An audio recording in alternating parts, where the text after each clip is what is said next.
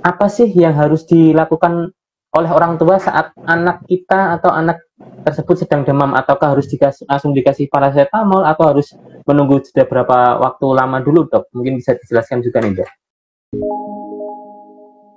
Demam itu bisa berbeda kondisinya antara anak A dan anak B. Kadang kita lihat anak A demam sampai 39, anaknya masih bisa lari, masih bisa melakukan aktivitas seperti biasa.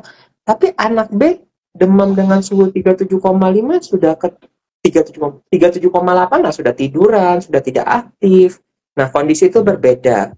Sebenarnya demam yang membutuhkan pengobatan idealnya adalah demam dengan suhu lebih dari 38 derajat. Seperti itu. Itu yang membutuhkan pengobatan. Sebelum kita ngomong pengobatan, ketika awal demam, yang kita perlu berikan adalah penuhi kebutuhan cairan si kecil.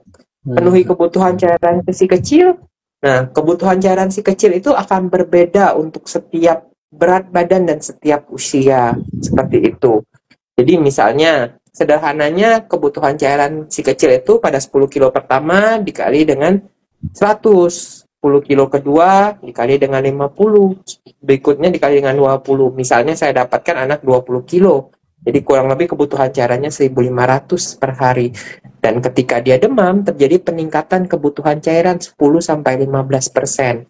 Jadi sederhananya, dok ribet banget sih dok, dokter hitung-hitungannya gini. Jadi kebutuhan cairan anak ketika dia demam, minumlah lebih banyak. Sederhananya seperti itu. Dari kebutuhan harian dia, perbanyak minumnya. Satu itu. Berikutnya pengobatan. Pengobatan itu disarankan, sebenarnya pengobatan itu adalah untuk menyamankan anak. Nah, umumnya suhu di atas 38, anak itu tidak nyaman sudah. Jadi, berikan pengobatan demam di atas suhu 38 derajat.